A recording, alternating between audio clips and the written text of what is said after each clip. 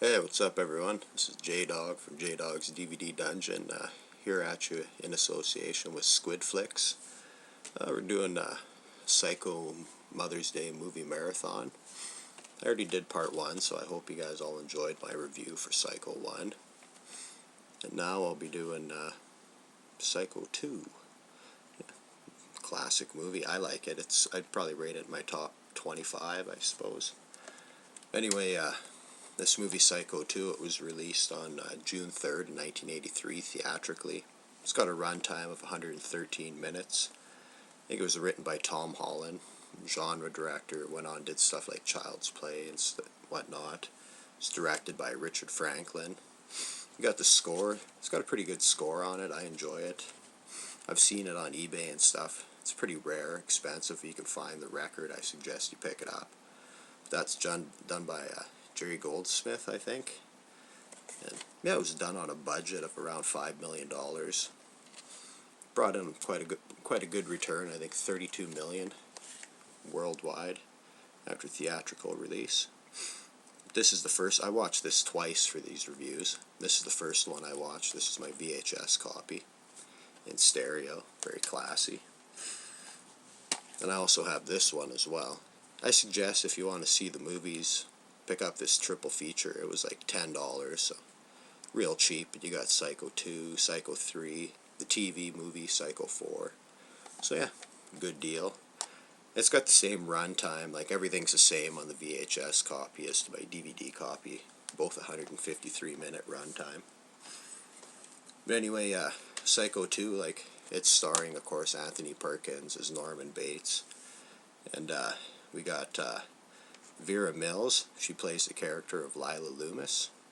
You got Meg Tilly. She plays the character of Mary Loomis. You got Robert Loggia. He plays Dr. Bill Raymond. That's Norman's doctor at the institution. You got Dennis Franz. He plays the seedy Warren Toomey. And then Tom Holland, the writer of this movie, he has a cameo. He plays Deputy Norris. So that's kind of cool. He has a little cameo, writes the movie, has a little cameo in it. But anyway, this movie, it starts out, like Norman, he's going up on his release. So that he's been deemed sane and everything. They're releasing him from the institution, but you have Lila Loomis, a character played by Vera Mills. She's has been protesting, kicking up a big stink about Norman's release. Like, she has this petition with over 700 names on it. But all that makes no difference. Norman walks. She's fairly upset about this. Like, she vows to see Norman pay for his crimes. He figures he should go back to the institution and all this. So, but anyway, as it continues, you have Norman. He's being released from the bug house finally. So you have his doctor. He takes him back to the Bates Motel. He has his old house in the background. You could tell Norman, he's a little nervous about going back to the old house after everything that happened and whatnot. But the doctor, he's reassuring him, yeah, everything's going to be okay, Norman. Introduces him to the guy that's been running the hotel at the time, Mr. Toomey. Yeah, so, and tells Norman, like, hey, you got a job lined up and stuff. Everything's going to be okay. So Norman relaxes, retires for the night. Next day, he goes to work. Then there, he's introduced to various characters that he works with. You got this real bitch of a waitress named Marna. She's yelling at everyone, just fucking with Norman, just being a real bitch. Then you got Mary. She's working at the same cafe Norman is. That's Meg Tilly's character. And she's fairly new. She's clumsy. She drops a lot of things and stuff. And then you got this older lady, Mrs. Spool. She works there. She's a nice old lady. She's nice to Norman and stuff. But anyway, Norman's first day, he's there. He's just starting out. Then you have Meg Tilly's character, Mary. She knocks his pie on the floor. And the boss, he's all pissed off. He's coming to give her shit. But Norman, being the nice guy he is, he takes the heat. And this way they kind of start to form a little bit of a bond. Then after work, like, she's outside. Norman's like, oh, so where are you off to? She has nowhere to go, so typical Norman Bates style. Having the hotel offers her a room. She's a little weary, doesn't really know what to think, but she decides, well, I got nowhere else to go. So anyway, they go back to the hotel, and they get back there, and it's just a regular party time going on there. Like, you got Mr. Toomey, apparently had been running an adult-style motel, and you got things like prostitutes there. They've been renting rooms by the hour. I think drugs being sold in there. Norman, he's not too impressed. He goes, gets a key, goes to give her a room. He comes back with like drugs and all kinds of goodies that he found in this room that had been left there. So he tells her to go wait up in the house, and you have Norman, he has this kind of confrontation with Mr. Toomey and tells him, that you're done, I want you out of here, you're fired. So, yeah, that's it for the night. They go up, and you got Norman, he puts his typical moves on, like, well, I'm going to have some supper here, I'll share my sandwich with you, but yeah, she turns him down. She's a little weary, like, 'cause Norman's kind of he's a strange cat. He's just a different character. But anyway, yeah,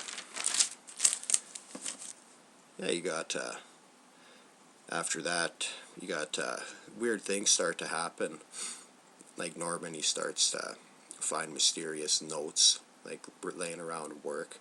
Like the one that's when Mr. Toomey's in there, he's drunk, he's kind of making a scene, he's harassing Mary, kind of being noisy.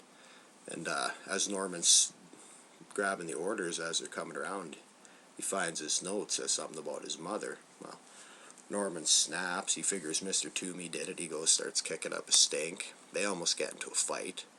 You got Norman eyeballing a butcher knife. So you got Toomey egging him on, like, come on, nutcase, do it, stab me up. And Norman's better senses prevail. He doesn't do anything, he just leaves, goes home for the day. But the mysterious thing is, the supposed note that Norman found, well, no one can find it anywhere. So you start to wonder, well, is Norman really getting these notes, or is this all in his head? So, yeah, Norman goes home, finds some more notes. He starts hearing mysterious sounds in the house, like different weird things like that. Then we go to another scene. This is, I think, one of the first kills in the movie. You got Mr. Toomey, he's back at the hotel, he's packing up all his stuff, he's drunk, he's pissed off because of his little fight with Norman, being fired from the hotel and everything.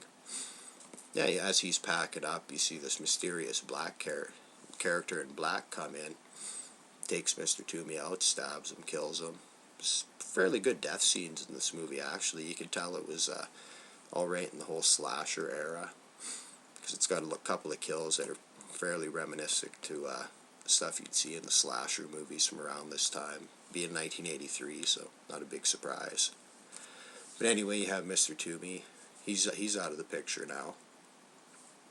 And you used to have more mysterious things, like Norman's getting phone calls from someone claiming to be his mother.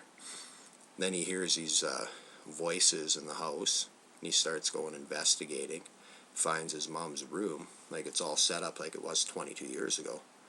Norman's like, well, what the fuck, what's going on here? Like, it's really starting to mess with his head, and the cool thing is you can kind of see Norman's descent back into insanity, because he's coping fairly decent when he first gets out, but as these notes and the phone calls and the voices and stuff, you can just see Norman, it's just a downward spiral. He's starting to wonder, like, what's really going on here? But anyway, he hears these noises in the attic, so he goes up, he's checking it out. Next thing you know, he's locked in. Norm can't get out. So, and then we have the second kills of the movie. Like, you had some kids, they break into Norman's fruit cellar. Like, Toomey had told Norman that they had been doing that, going down there to smoke dope and to bang and stuff. You got this couple, they're down there. They're doing the naughty deed. And then out of the shadow, you have a character dressed up like in black, like as Mrs. Bates. She stabs up the male that's down there, and you have the female. She happens to escape. And she goes, she gets the sheriff. Alright, I'm going to leave that right there with the girl going to get the sheriff, because I'm almost at my 10-minute limit, but I'll be back with part 2 for my Psycho 2 review. Peace.